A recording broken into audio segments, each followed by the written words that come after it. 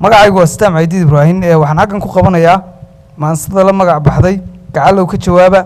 waa maansada daba socota silsilad suugaaneed bariyahan dambe socotay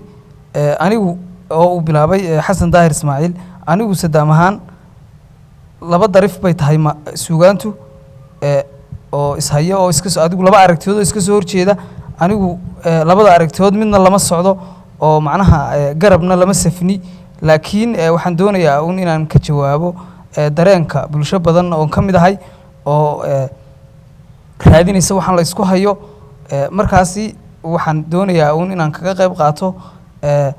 maansaduna waxay ku bilaabmaysaa maansadan iskarab yaacday abwaanintan gabyaysa warankiisa gamuuba ninba geesta u qaatay godka ay ku aroortiyo garan waayay afkeedii ma guddoonsho wareeray bulshadii garan weyday xilka guudka ka fuuliyo waajibkii gudan waayay faraskiina la gaabshay ayay gaadh ka hayaanoo u yihiin garwadeenoo isagaaba guneeyo gowskiisay ka cabbaanoo raadkiisay gadayaan waxa ay u gabyaana waa inaynu gumowno garaadkeenna la caayo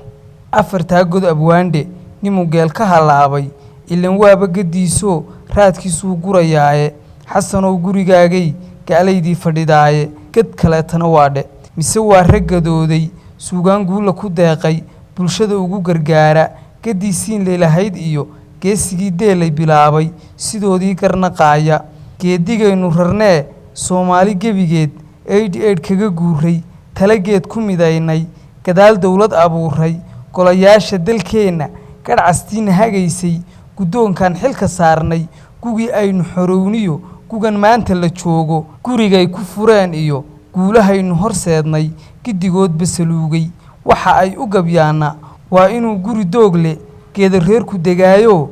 gees adduunka ka raacno musuqmaasuqu guuro gadaal ruux u gunaynta mid gadaafa ku jiidka midna geeska ku hayda god dheer lagu tuuro guud ahaanna dalkeena guuleedo u sinaano afartaa god abwaandhe nimu geel ka halaabay ilan waaba gadiisoo raadkiisuu gurayaaye xasanow gurigaagay gaclaydii fadhidaaye su'aashaa gaday maanka maskaxdii geli weyday shacabkaa gola joogo garnaqaayo midhaase gacalow ka jawaaba ha idiin gasho buugge labadaa gar mid raaca. Wassalaamu calaykum waraxmatullaahi wabarakaatu.